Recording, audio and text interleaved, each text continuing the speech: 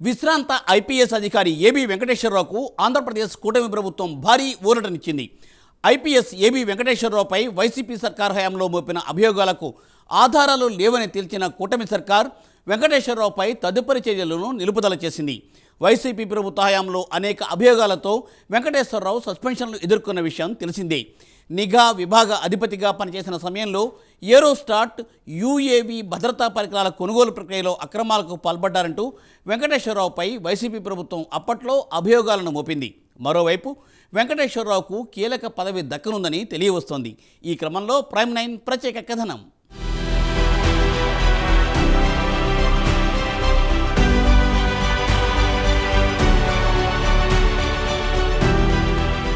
భద్రతా పరికరాల కొనుగోలులో అక్రమాలకు పాల్పడ్డారంటూ 2020 డిసెంబర్ నెలలో ఏబీ వెంకటేశ్వరరావును నాటి వైసీపీ సర్కార్ అభియోగాలు నమోదు చేసింది. వాటిపై విచారణ అధికారిని నియమించింది. మొత్తం 3 అభియోగాల్లో 2 నిరూపితమైనట్లు పేర్కొని ఆయనపై చర్యలకు కేంద్ర హోంశాఖకు లేఖ రాసింది. ఇంక్రిమెంట్లు నిలుపుదల చేసేలా అప్పట్లో కేంద్ర హోంశాఖ ఉత్తర్వులు ఇవ్వగా ఆయన్ను సర్వీస్ నుంచి తొలగించాలంటూ వైసీపీ సర్కార్ లేఖ రాసింది. అయితే కేంద్రం నుంచి దానిపై ఎలాంటి ఆదేశాలు రాలేదు. ఈ క్రమంలో ఏబీ వెంకటేశ్వరరావు హైకోర్టు, సుప్రీంకోర్టు, క్యాట్లో న్యాయ పోరాటం చేశారు. ఎట్టకేలకు క్యాట్ ఉత్తర్వులతో ఆయన పదవీ విరమణకు ఒకరోజు ముందు వైసీపీ ప్రభుత్వం ఆయనను ప్రింటింగ్ స్టేషనరీ విభాగం డీజీగా నియమించింది.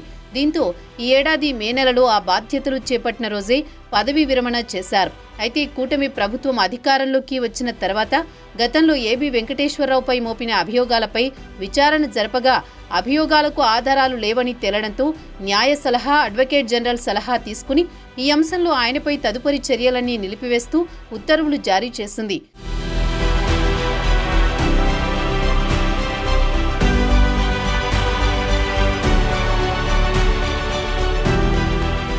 ఏబీ వెంకటేశ్వరరావుపై మోపిన అభియోగాల్లో వాస్తవం లేదని నిర్ధారణ కావడంతో ఆయనపై తదుపరి చర్యలు ఉపసంహరించుకుంది.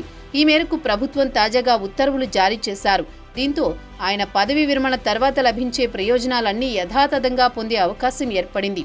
చెయ్యని తప్పుకు 5 ఏళ్ల పాటు వైసీపీ ప్రభుత్వంలో తీవ్ర ఇబ్బందులు ఎదుర్కొన్న ఆయన ఎట్టకేలకు వాటి నుంచి బయటపడ్డారని విశ్లేషకులు చెబుతున్నారు. ఏబీవీపై ఉన్న కేసుల్లో 2 గతంలోనే కూటమి ప్రభుత్వం ఉపసంహరించుకుంది. మరో కేసుపై నిర్ణయం పెండింగ్లో ఉంచింది. తాజాగా దానిపై కూడా నిర్ణయం తీసుకుంది. నిఘా పరికరాల కొనుగోళ్లలో అవినీతి జరిగిందంటూ జగన్ ప్రభుత్వం 5 ఏళ్ల పాటు ఏబీవీని వేధించింది. అసలు కొనుగోలు చేయని పరికరాల్లో అవినీతి ఎక్కడుందని అన్నందుకు హద్దులు మీరారని, సాక్షులను బెదిరిస్తున్నారని ఆయనపై కేసుల మీద కేసులు పెట్టి ఇబ్బందులకు గురి చేసింది. ఏబీవీని సర్వీస్ నుంచి డిస్మిస్ చేయాలంటూ కేంద్రానికి ప్రతిపాదించింది. 2019 నుంచి 5 ఏళ్ల పాటు సస్పెన్షన్, కేసులు, క్రమశిక్షణా చర్యలు ఎదుర్కొంటూనే న్యాయ పోరాటం చేశారు ఏబీ వెంకటేశ్వరరావు. గత వైసీపీ ప్రభుత్వం తనను వేధించిన తీరు, చేయని తప్పులకు విధించిన సస్పెన్షన్లు, తప్పుడు కేసుల నుంచి విముక్తి కోసం ప్రభుత్వానికి ఏబీవీ విన్నవించుకున్నారు.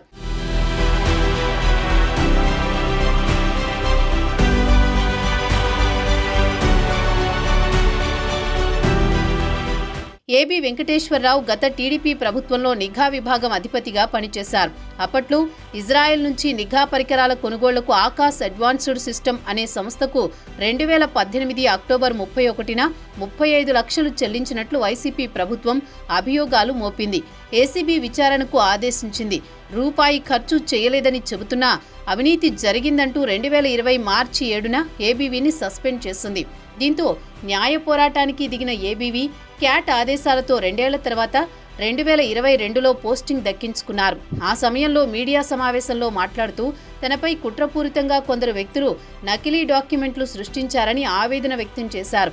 ఇదే అవకాశంగా ప్రభుత్వ చర్యలపై బహిరంగంగా మాట్లాడినందుకు ఆల్ ఇండియా సర్వీస్ రూల్స్ ప్రకారం జగన్ ప్రభుత్వం క్రమశిక్షణా చర్యలకు సిద్ధపడింది. అప్పట్లో కమిషనర్ ఆఫ్ ఎంక్వైరీస్ ముందు హాజరైన ఏబీవీ తనను కుట్రపూరితంగా ఇరికించేందుకు ఎవరెవరు ఫోర్జరీ పత్రాలు సృష్టించారో వివరించారు. ఆల్ ఇండియా సర్వీస్ నిబంధనలు అతిక్రమించలేదని స్పష్టం చేశారు. అయినా సంతృప్తి చెందని జగన్ సర్కార్ సాక్షులను బెదిరిస్తున్నారంటూ మరోమారు ఏబీవీని సస్పెండ్ చేసింది.